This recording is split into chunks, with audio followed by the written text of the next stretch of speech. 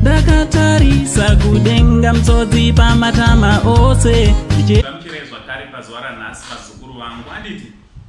pachannel yenyu channel yamunofarira muina uncle venyu the only Zimbabwean uncle Saint anditi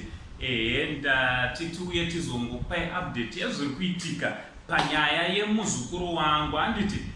muzukuru wangu mwana wedu Tapiwa Makore uyo akaurayiwa naTafadzwa Shamba anditi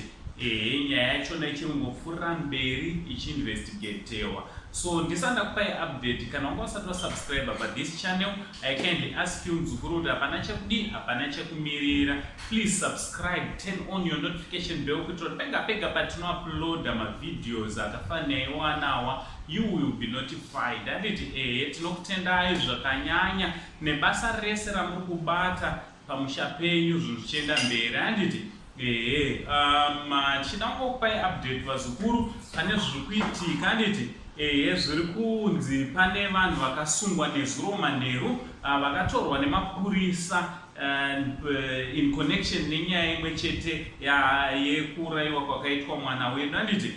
muzukuru wangu Tapiwa Makore. So hatisati ane information yakakwana kana kuti zvizere kubva kumapurisa kuti vakasungirwei uye chii chiri kuitika, patio yavo yavakabata kana kuti zvavatorerwa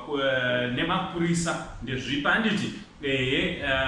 so tichakangomirirawo kuti tinzwewo kuti mutauro wemapurisa vachataurawo kuti kudii panyaya imwe chete iyoyi, asi it is confirmed kuti zveshuwa pane vanhu vakatorwa kwamurehwa nemapurisa, vanhu mumaoko emapurisa nekuda kwenyaya imwe chete iyoyi anditi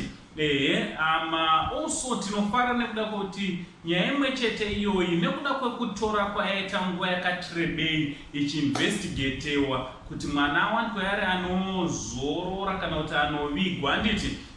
zvazosvikawo pazvakazopindawo nyaya yacho ikataurwa mudare reparamende anditi so chinova chinhu chinofadza kuti nyaya yachona iri kutaurwa kwese kwese, vanhu vanofanira vari vanomira panyaya iyi vari kutaura nezvayo anditi